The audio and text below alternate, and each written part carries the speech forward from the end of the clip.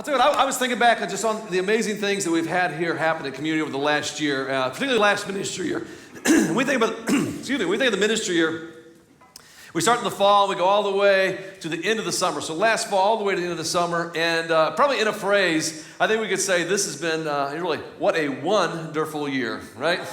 Turn to somebody near you and say, what a wonderful year, right? What a wonderful year. There is a refrain that occurs over and over again in the Old Testament, and one of the places it occurs in the Psalms, and it says this: give thanks to the Lord, for he is good, his love endures forever. And it's this refrain that actually, if you kind of go through the Old Testament, it comes up over and over and over again, multiple times throughout Scripture. And one of the rhythms that we have around here is that typically when we get together in June and we look back over the last ministry year, we kind of like to pause, celebrate some of the highlights, some of the great things that have happened over the last kind of like 15 and 16 ministry year.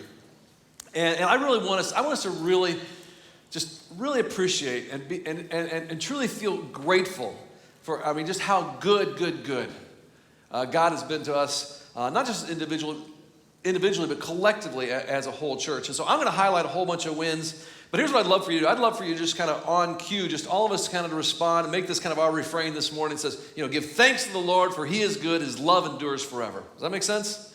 So I'll tell you, let's try this on the count of three. 1, 2, 3. All together. Give thanks to the Lord, for he is good, his love endures forever. All right, I love it.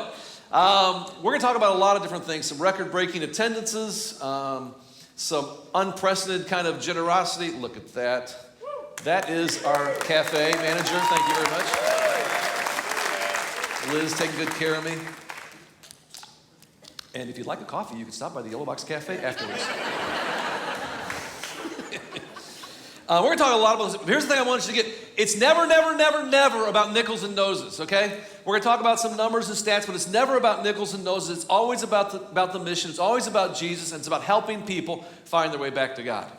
Always, that's what it's always about. It always comes back to that. I want to start there's a young woman who came to Christ last month here at Community, was baptized, and this is her story. She says, I was raised Catholic. I always questioned my religion.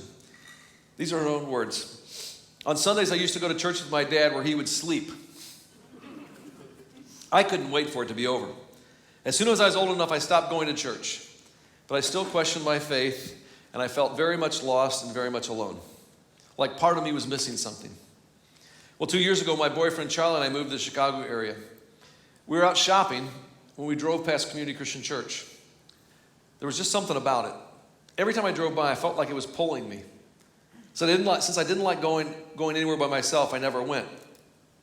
Then one weekend, my daughter Nikki came to visit me. On Sunday morning, Nikki was getting ready to go to church. Much to her surprise, I asked Nikki if she was going to go to Community Christian Church. And if so, I would go too. She smiled excitedly and said, well, get ready, let's go. So for the very first time, we walked up. People greeted us at the door, and people greeted us inside. Much to my surprise, everyone was singing with the band. I found myself singing these beautiful spiritual songs. As the pastor got up to deliver the message, he was saying how we're not alone, that Jesus died for a reason, to take our sins away, and we are never, ever alone. No matter how lonely we feel, he's always there for us. Reach out to him. As he kept talking, it felt as if he was talking just to me. I began to cry. The message was powerful. Never before had I cried in church. And all of a sudden, I knew where I belonged. I belonged to Community. I'd like to thank Karen, John, Adam, and my small group, and thank my beautiful family who are here to support my decision to be baptized with the love of God and Jesus in my heart. I vow to be the best Christ follower I possibly can be. Thank you. I love you all. And so today, I follow Jesus. I take the plunge into Christianity. After all, Jesus was baptized, so I'm getting baptized too. I finally know where I belong. I belong here at Community and in eternity with Jesus and God our Father. I have them in my heart. I love how she closes out. She says this: I'm finally not alone anymore. That's awesome. I'll tell you what, here we go. On the count of three, let's say this together, right? 1, 2, 3. Give thanks to the Lord, for he is good. His love endures forever. Every year, one of the things that we do, we've done this for the last 8 years, we start our ministry year, the very first Sunday of the fiscal and kind of ministry year, by giving all our money away, and it's something we call Celebration Generosity. And it's kind of our way of kind of all of us together as a group declaring, you know what, we are one on this mission, but we are trusting God. We're going to trust God and give him everything that we got right off the bat. And this year, as a church, you people were super generous. It was, again, our largest single offering of the year. You gave $516,367 on Celebration Generosity, which is awesome. And just think about this, too. I want you to we got a team leaving for Haiti on Wednesday. This goes to impoverished kids in Haiti, to kids in the Philippines, low-income communities across Chicagoland, and then also start brand new churches, okay, that will multiply that same generosity and behave like that into the future. And what's amazing, now we've been doing this for the last 8 years, and together now we've given away more than $4 million, which I think is awesome. All right? And I'll tell you what, I am so proud. I'm so proud of you as a church. Because I think there once was a time that whenever you talk about money or giving or generosity, it was kind of like, well, you know, you don't want to talk about that in front of everybody. You just talk about that in front of the core group, right? If we talk about it in front of people, it's going to scare people away. And you know what? I think people want to be a part of a generous church. I think people want to be a part of a generous church. I had a neighbor who, at the time, they weren't going to church anywhere. They heard about what we were doing, Celebration Generosity. They just saw it on Facebook, watched a couple of the videos, and found it very compelling. They actually sent me a Facebook message and said, hey, could I come to your church on that Sunday? How about that? So I gave them permission. Yes, you may come to church. And yes, you may give away extraordinary amounts of money. All right? And I'll tell you what, I think generosity, and please, I think we need to turn the corner on this. It is not just a way to make an impact, but I think it's also a way to help people find their way back to God. People want to be a part of something like that. And so I'll tell you what, on the count of 3, let's all say it together. Here we go. Give thanks to the Lord, for he is good. His love. This last year, we had the opportunity to open up our leadership training center. And we had our first cohort of leadership residents that were trained to go out and plant brand new churches. And this is something we did as a whole church. It actually resides here at the box, but we did this as a whole church. When we were kind of vision casting for this space, one of the things we said is, hey, this space is going to reach thousands, but that leadership training center, it's going to, through church planners, it's going to reach tens of thousands. And one of my favorite moments was actually in December when we got to commission. It was actually on this stage, a couple of the churches that are going to plant reproducing churches. One was an African guy named Kingsley. And if you've ever been around Kingsley, I mean, this guy's got a personality that, is bigger than this room. And he's going to go plant reproducing churches in Ghana. And we prayed over him, gave him some money, and commissioned him and sent him off. There was another couple that were here, Dwayne and Sonda Porter. And Dwayne and Sonda are still serving and helping some, even at our Romeoville campus. A young African-American couple, they're going to the south side of Chicago. And I'm telling you, when he stood up here and he began to cast vision for what he wants to do in that neighborhood, he said, I dream of a different kind of Chicago. And you kind of feel it right then? I'll tell you, it felt like 15 times that when he said it. And this place just kind of erupted in raucous applause. And those are the kind of people that we're getting to train and and deploy. And I'll tell you what, it is so good. We're now got our second cohort going through this of church planners we're going to train, and I think it's an awesome thing that we get to be a part of that. And let's just say it together on the count of 3. 1, 2, 3. Give thanks to the Lord, for he is good. His love endures forever. We also had an amazing Christmas here at Community. Across all 12 of our locations, we had almost 11,000 people attend our Christmas services. And then if you add in what was Let It Be Christmas, we had record numbers of people for Let It Be Christmas. We had more people at Community during Christmas season than ever before in our history. And how do we respond to that? With applause, sure. But also let's do this. 1, 2, 3. Give thanks to the Lord, for he is good. His love endures forever. One of the highlights when we turn into the new calendar year, every year is Blast, right? What an awesome, awesome thing. We sent, again, more than 1,000 students and leaders off to call it a life-changing retreat is almost to undersell it. It's not just a highlight for our student ministry. This is like a high point for our whole church. And I love, love, love what's happening in our student ministry. It is now really the fastest growing part of what's going on in Community. And we should just...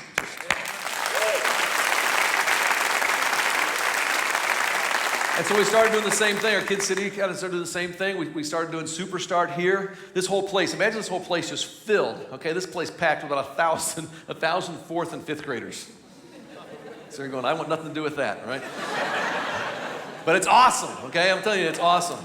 And that's right, absolutely. And I am so, so grateful for our student leaders and our Kid City leaders. They're doing such a great job. I think every one of us, let's say this together on the count of 3. 1, 2, 3. Give thanks to the Lord, for he is good. His love endures forever. Something else, I want to brag on our staff here at Community. We have about 100, right in the neighborhood of 100 full and part-time staff. You can split it full and part-time. I'll tell you what, if you love your campus pastor and staff, let's just give them...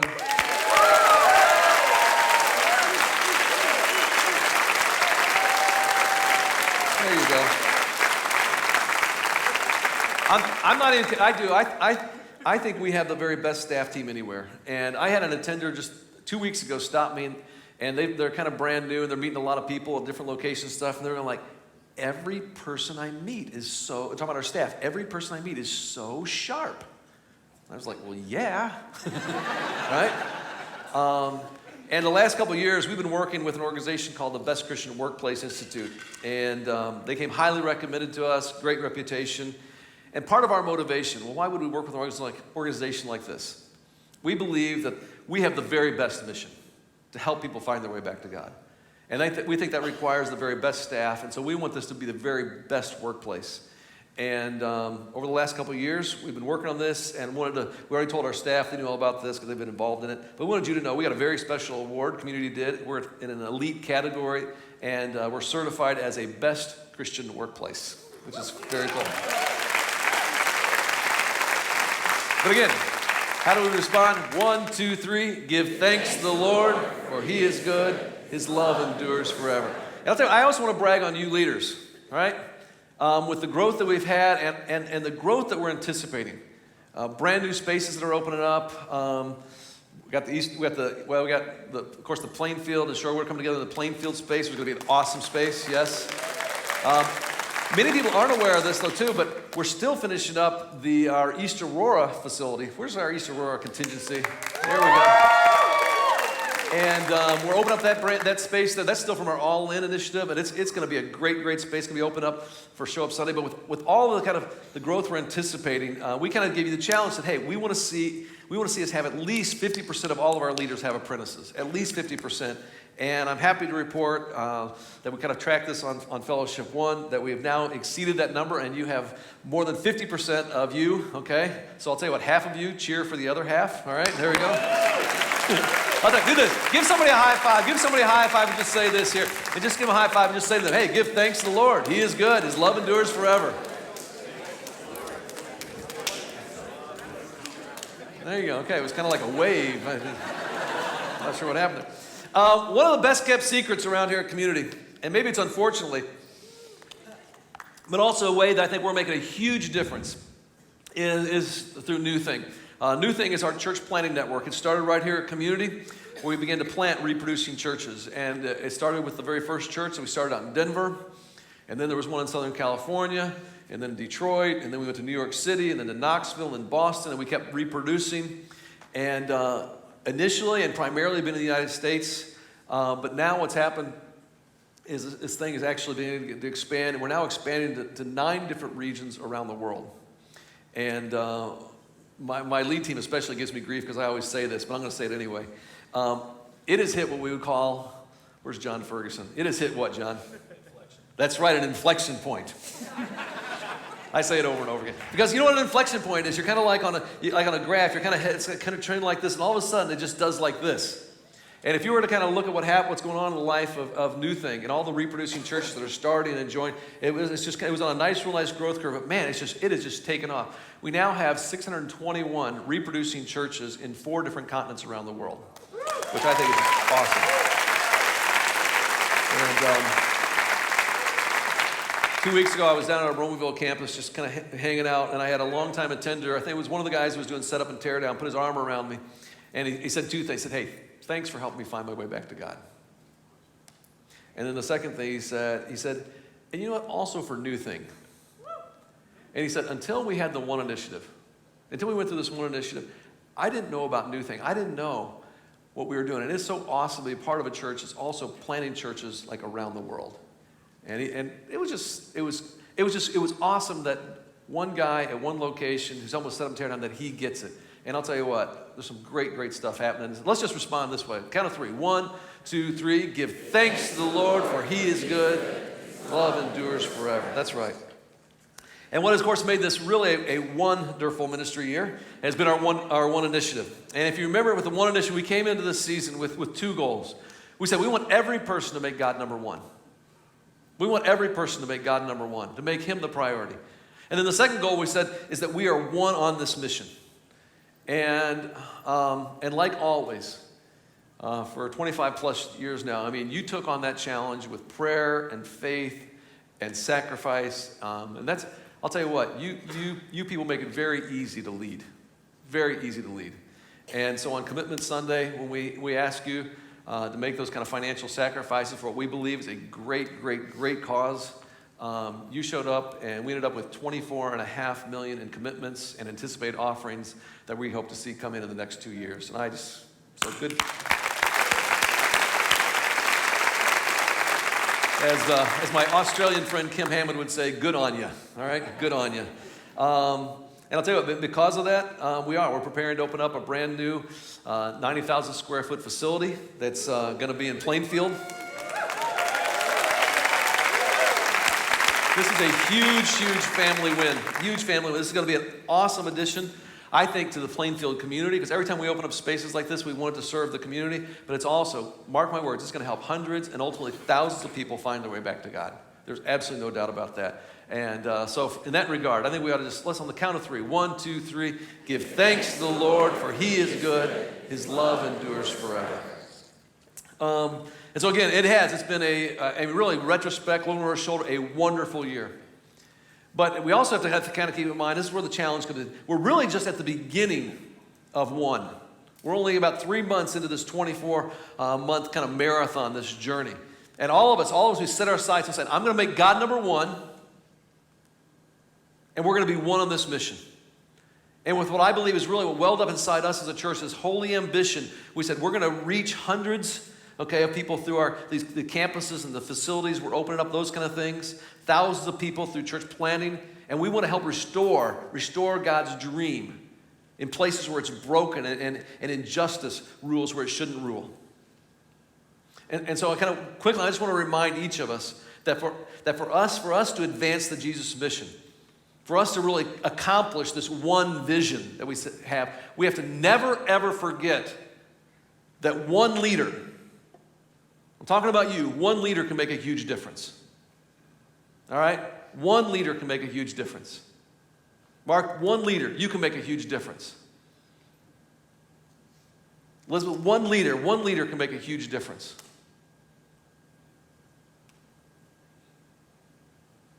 One leader. Romans, one leader can make a huge difference. So how does one leader really make a huge difference? And I think it kind of comes back down to this. Every one of us can make a huge difference in our life when we decide to make God number 1. When we decide to make God number 1. See, when we decide to make God number 1 in our lives, here's the benefit to it. Life works. Life works. Many times, even recently, because I've spent more time here at the Yellow Box in the last year or so, from this stage, I've kind of said, you know what? Here's why our mission is helping people find their way back to God. When you find your way back to God, life works. Your relationships will work. God knows how, when you find your way back to God, God knows how to make your marriage work. God knows how to make your family work. He knows how to make your business work. He knows how to put communities together, make communities work. When you find your way back to God, it works. But I can say the same thing. When you make God number 1, when you make God number 1, your life works. He knows how relationships work. He knows how to make a marriage work, a family work, how to make business and communities work. And see, I think this is what Paul was talking about in Philippians 3:13. He put it this way. He said, dear brothers and sisters, I have not achieved it, but here's where I'm focused on. I am focused on this. What's he say right there? Help me out. One thing. Here's this one thing. I'm forgetting everything that's in the past. I'm looking forward to what lies ahead. That one thing was that Paul was saying, what I'm going to do is I am making God number one in my life. Every day I wake up, and I wake up to make a commitment and say, God, you are number one. Which means I listen. I listen for his voice. I listen for his spirit inside of me. And whatever God wants, God gets. Right?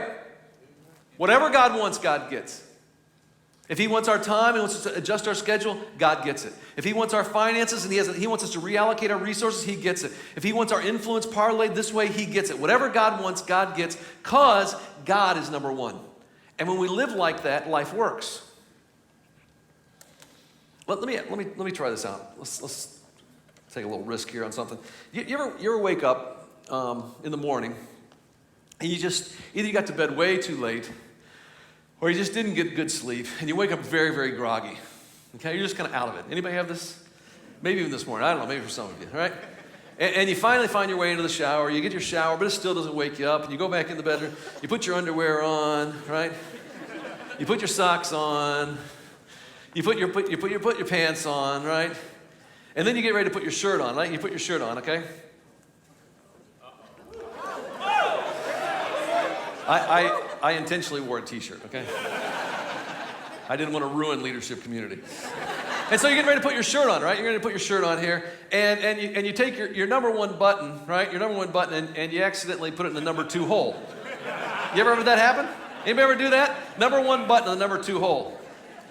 And then you're going, okay, and you go out for the day, right? And there you go. You're ready to go. And you think everything's okay, right? But people are kind of looking at you funny because it's like something's a little off, right? And maybe somebody eventually tells you, hey, you got the number one button in the number 2 hole there. And see, when you get the number one button in the number 2 hole, things don't look right, do they? It doesn't work. And that's what happens when we make God, who's supposed to be number one, and we put him in the number 2 slot.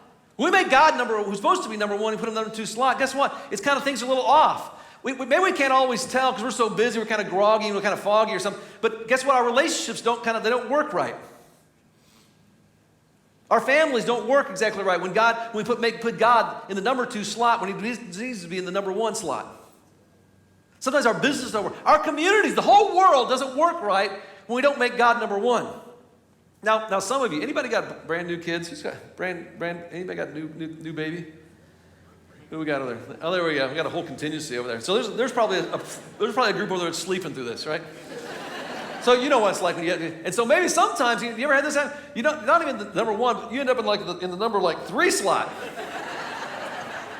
Look how jacked up your life is when you make God, who's supposed to be number 1, right? Number 3 or number 4. I mean, it doesn't work, right? It doesn't work at all. So here's the number 1 job of a leader. The number 1 job of a leader is you wake up every day, okay? You take your shower, no matter how groggy you are, you put your underwear on, put your pants on, put your socks on, and then what you do, one of the first things you do, is you make sure God is number 1. I gotta make sure I get this right. Make God number 1, put the number 1 person in the number 1 slot. And when you do that, I'm telling you, your life will work. He knows how to make your relationships work, your marriage work, your family work, your business work, the community. He knows how to make the whole world work. So we have to do that as leaders first. That's why it's so important. Now, let's keep it really simple. Here's the second thing you have to do. As leaders, then we also have to make God's mission number 1. Make God's mission number 1.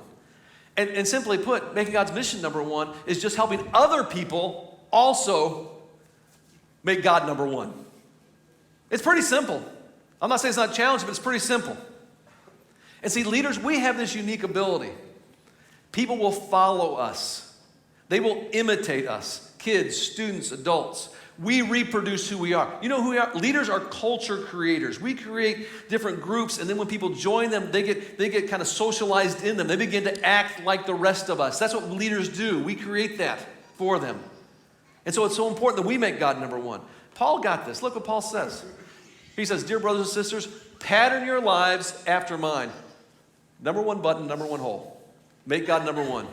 And learn from those who followed my example.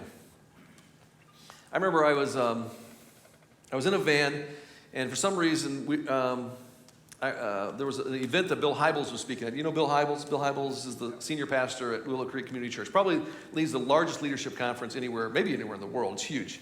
called the Leadership Summit, which we broadcast from here. Totally someone who believes that one leader can make a difference. And we went to pick him up, and I had somebody else drive, and we had a van. And I remember I intentionally had written about 15 questions on a piece of paper, and I sat in the seat right towards the back because I knew I could just bombard him with questions for about 15 minutes. And one of the things I said, okay, Bill, so why such a big emphasis on leadership? Why such a big emphasis on leadership? And I'll never forget what he said. He said, here's why. He says, Dave, if you change one leader, you can change a church. And if you change a church, you can change a community. And if you change a community, you can change a country. And you change a country, you can change the world. So I'm taking notes. Okay, what was that again? If you change one leader, right, you can change a church. You change a church, you can change a community. You change a community, you can change a country. You change a country, you can change the world. And I'll tell you, please, leaders, don't ever forget this. If you, every one of you, okay? If you will make God number one, if you will make God's mission number one, you, as one leader, whether it's Kids City or Stuco or Arts or adults, you can make a huge difference. I want to introduce you to a couple of what I would call one leaders, all right? They're both leaders. They're both using their leadership gifts. They've made God number one. They made his mission number one. And I want you to welcome Brian and Emily Weber up here. Would you welcome them?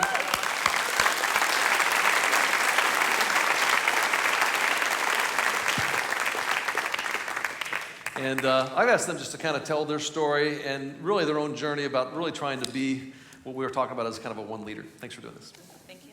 Thank you. I wanted to thank Dave and John for thinking of us and asking us to share some of our story. It's been an ever-growing story, but we're just sharing a piece of it today. And in regard to our journey with one and being one leader, it really began with the Advanced Commitment Night at Soldier Field. And Emily and I both attended that. And as we were driving up, I just want to share briefly that, but as we were driving up, we started talking about, well, what's our commitment going to be? And we'd been praying about it kind of separately before that, but hadn't really gotten together to talk about it as we had been meaning to. And so I kind of shared what I was thinking God was asking us to commit to and what I've been praying about. And it was admittedly a little bit conservative number, but still would have stretched us. God would have had to show up and provide for sure. And then Emily shared hers, and it was quite a bit higher than mine. And I didn't blurt it out, but in my head I was thinking, are you crazy? Actually, and then I'm not very proud of this, I started feeling this kind of anger rise up in me. And it really had to do with just being kind of stressed about money and not trusting God as I reflect back on it now, but at the time I'm thinking, we have just enough to pay our bills, to give what we give already, and now we're being asked for more, and my wife just is so happily thinking we're just going to give away so much more, and it just kind of upset me, and I at one point I blurted out to her, I did say, I'm just tired of you giving everything we have away. And she kind of just let that hang out there and didn't say anything. And that was good. I kind of had to stew in that. And I was thinking to myself, where did that come from? That's not what I believe. It's not what I say I believe. And I'm thinking, well, or is it? Because what dawned on me is, I say God is God of my life and he is number one. But a lot of times my actions say money is my God. And sometimes my actions say other things are my God. But money I specifically struggle with. And God has been working hard on me the past several months with this. And it's a security thing for me. I just crave the security of it. And so when you give so much away, you kind of lose some of that security in a way. And I know you're putting security in the wrong thing, but that's what he's working with me on. And so what we decided on was we were going to fill out 2 cards. And we filled out a card with my number, we filled out a card with hers. That's awesome. And we said, we'll let God lead us in this. So we got to Soldier Field, and as we were coming out of the parking garage, walking out of there into the hall where everybody was gathered, I really started feeling God's peace settle in right away. And I remember seeing specifically John Larson was at the door greeting, and I said hi to him, and then so many others. I saw Cisniewski's and people from our campus, and other campuses I hadn't seen in a while. And we're fellowshipping the way church should be. And then we settled into worship and singing and praising God. And Dave shared his powerful message. It really spoke to my heart and spoke to Emily. And the clarity just came. And I felt God saying, everything you have, I've given you. Trust me. Stop worrying. I will provide. Stop worrying and start trusting. And by the way, you need to apologize to Emily. So I did. So, and yeah, we knew. We knew then when it came time to commit, it was a larger number that he was asking us to. He said, I will provide. So I took the other card, put it in my pocket, and we submitted that card. We dropped the larger number into the basket. And then Emily's going to share a little bit more, I guess, about how our lives have been impacted since then. First, before I share what has happened since then, I want you all to know that this has nothing to do with the Webbers and all to do with God. We are everyday people, failed, flawed, scarred people. But we just have continually committed to saying yes to whatever God asks of us. So over the last 3 months, we've seen God show up and provide, and it's been different each month. When it came time to Commitment Sunday, I told Brian, I'm like, we're giving the full amount. Like, we're giving it, God will provide. And that same day, we have a house in Morris that hasn't sold yet, and we got a renter that day. And I Facebook messaged Dave that day. I'm like, you're not going to believe it. Here it goes. And then the next month, it was something different. He shifted things around.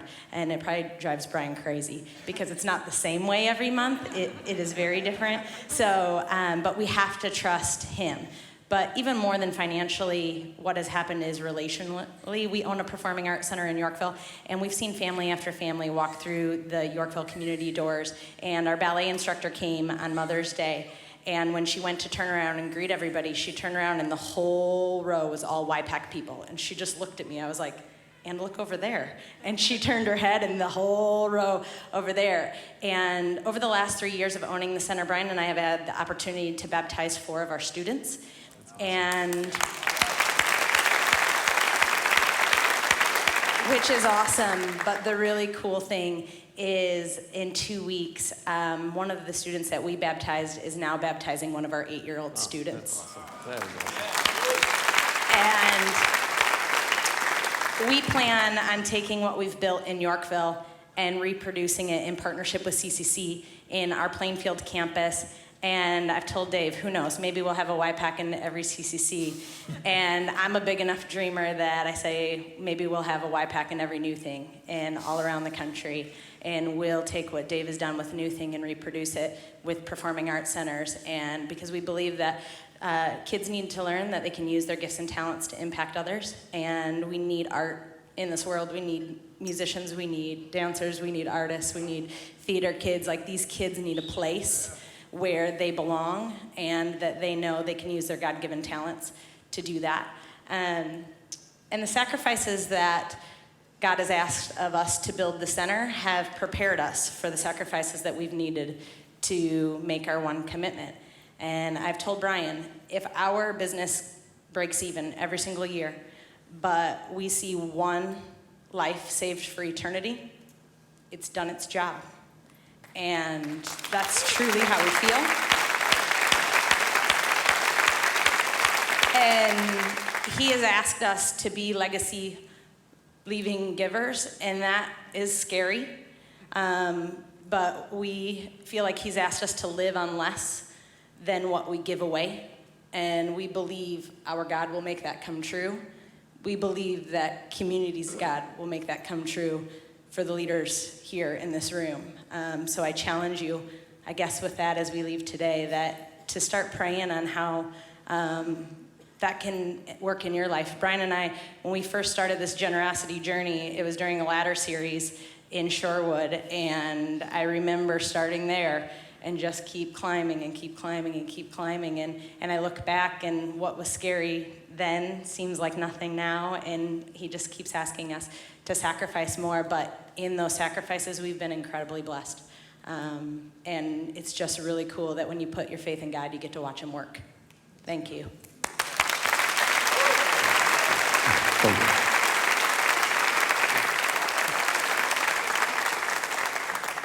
I tell you what, I am so proud of those guys. I love those guys. Is that awesome? What?